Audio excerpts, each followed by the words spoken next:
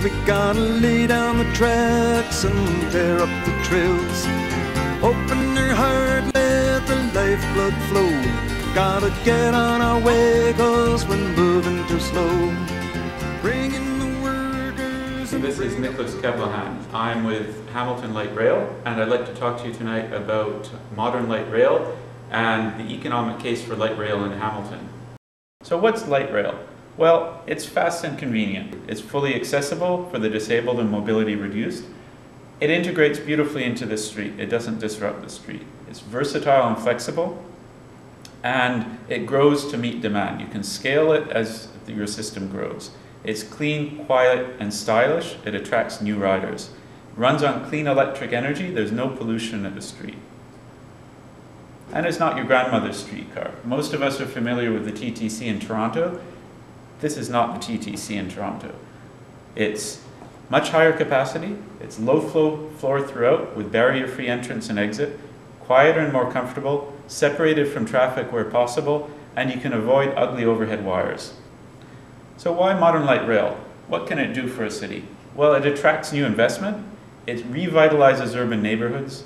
It boosts central business districts by attracting new customers and residents. It's an active form of transit. It improves street life. And it promotes people places. And finally, as you can imagine, it improves air quality and it drastically reduces congestion. You can fit 300 people onto one streetcar.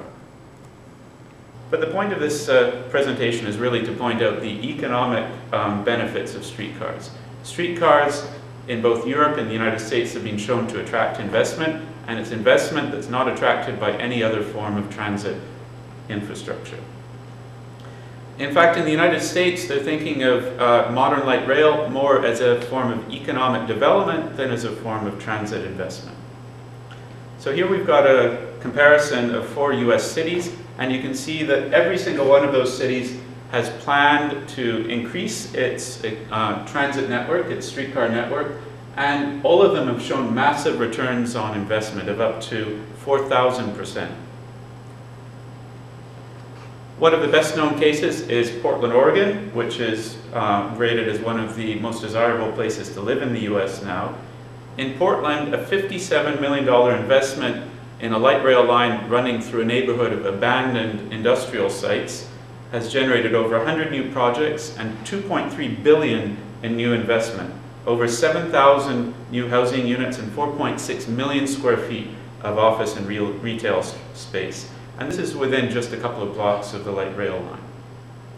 So one of the competitor systems is bus rapid transit. This is a system that's being used in Mississauga and is often considered in Canadian cities. Ottawa is another example. But what's the difference? Light rail is a little more expensive on the capital costs. As you can see, 3 to 20 million compared with 1 to 15 million for bus rapid transit.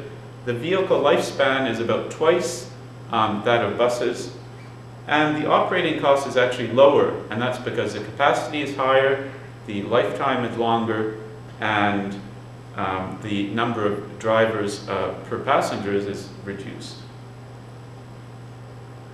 But a really important point is that bus rapid transit doesn't attract the new riders the way light rail does. And of course, as I said before, buses simply just don't attract investment, whereas light rail has been shown in the US to attract over 2,000% return on investment.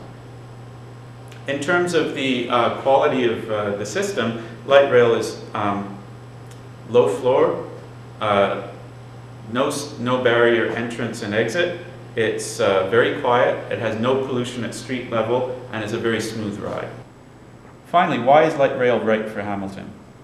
The main reason is that the high capital costs of constructing light rail, which is really its only drawback, will be picked up by the provincial government.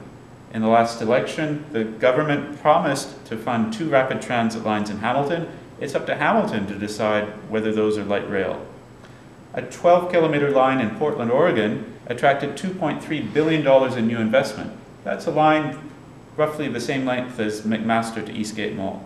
Light rail in Hamilton could attract $92 million at least in new tax revenue a year.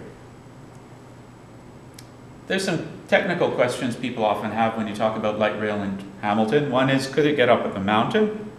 Of course it can. Modern light rail can go up grades as high as 8%. The maximum speed is up to 100 kilometers an hour, which is perfect for high-speed suburban commuting. What about snow and ice? Well, all you need to know is that Quebec City is planning a light rail system, and if you've ever seen Quebec City in February, you know we have nothing to worry about there. It's proven technology. Throughout the US and Europe, LRT systems have been highly successful. LRT is coming to Canada, and Hamilton shouldn't be left behind. 6 Canadian cities are already considering LRT, and a new report out of Waterloo has just identified LRT as a preferred solution for their transit system. Toronto has solidified plans for billions of dollars in investment in streetcar lines. And Edmonton has abandoned bus rapid transit. Ottawa as well has run into big problems with trying to scale up their bus rapid transit system and believe their decision to rely entirely on bus rapid transit was a mistake. Finally, why is light rail right for Hamilton? Well, it has lower and more predictable operating costs. That's very important for a city with a restricted budget like Hamilton. Finally, it's a really important economic development tool. It will definitely attract billions in new investment and generate millions in new taxes. A really intriguing possibility for Hamilton that would be a great kickstart for the local manufacturing economy is that when modern light rail systems are commissioned, the government, and in this case the provincial government, usually enforces a large amount of local content. In Portland, Oregon, this has led to the construction of manufacturing facilities for streetcars in Portland. The Oregon Iron Works now are constructing streetcars. Hamilton's own National Steel Car could do the same.